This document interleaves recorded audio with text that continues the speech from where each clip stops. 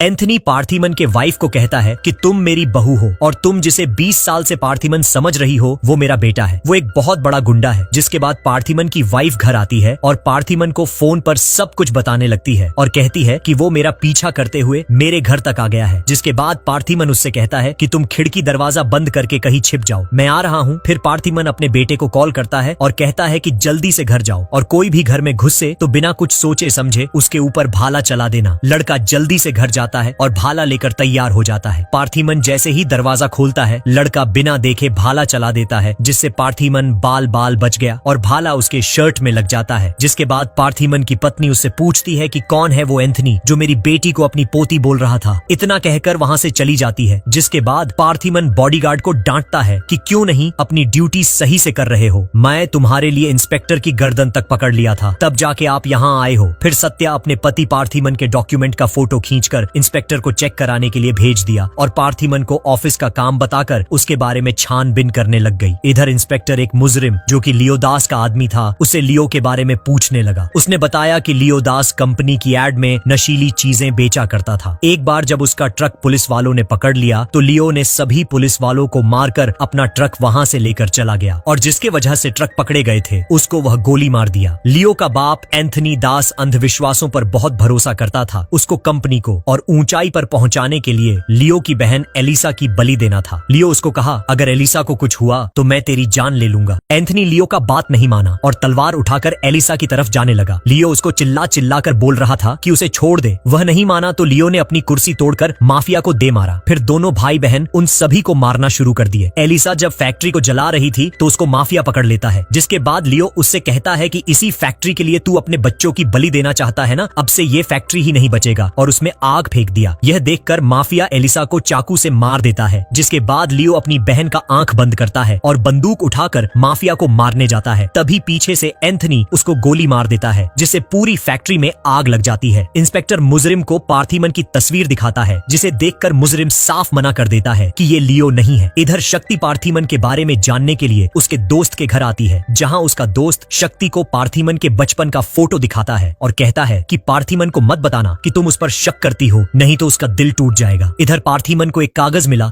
पार्थिमन letter पढ़कर रोने लगा और शक्ति से कहता है कि तुम्हें मुझ पर भरोसा नहीं है, कोई मेरे जैसा दिखता है तो इसमें मैं क्या करूं, अब तुम मुझे कोई सफाई मत देना, मैं मरते दम तक ये नहीं भूलूंगा कि तुमने मुझ पर शक किया है। मैं सबको बता के थक गया हूँ कि मैं लियो नहीं पार्थिमन हूँ। तभी एंथनी का फोन आ जाता है और कहता है कि बाहर देख कौन आया है, अगर तू मान लेता कि मैं ही लियो हूँ तो मैं इधर कभी नहीं आता और तेरा बेटा सिद्धार्थ मेरे कब्जे में है, अगर बचा सकता है तो बचा ले। इतना कहकर एंथनी वहाँ से जाने लगता है। जिसके बाद पार्थिमन अपने बाइक पर नेपोलियन को बैठा एंथनी को मारने निकल जाता है। पार्थिमन स्नाइपर गन से एक करके सभी गाड़ियों को तोड़ने लगा। फिर पार्थिमन और एंथनी में एक घमासान लड़ाई होने लगता है। एंथनी कहता है कि लियो तू उस दिन बच गया लेकिन तेरा बेटा नहीं बचेगा। जिसके बाद पार्थिमन उसको मारकर उससे पूछने लगता है कि बता दे मेरा बेटा कहाँ है। इधर माफिया को खबर मिलता है कि लियो ने एंथनी भाई को जान से मार दिया। फिर माफिया पार्थिमन को फोन करता है और बोलता है कि तू एंथनी भाई को लेकर आ, मैं तेरे बेटे को छोड़ दूंगा। जिसके बाद पार्थिमन एंथनी की लाश को माफिया के पास लेकर जाने लगता है।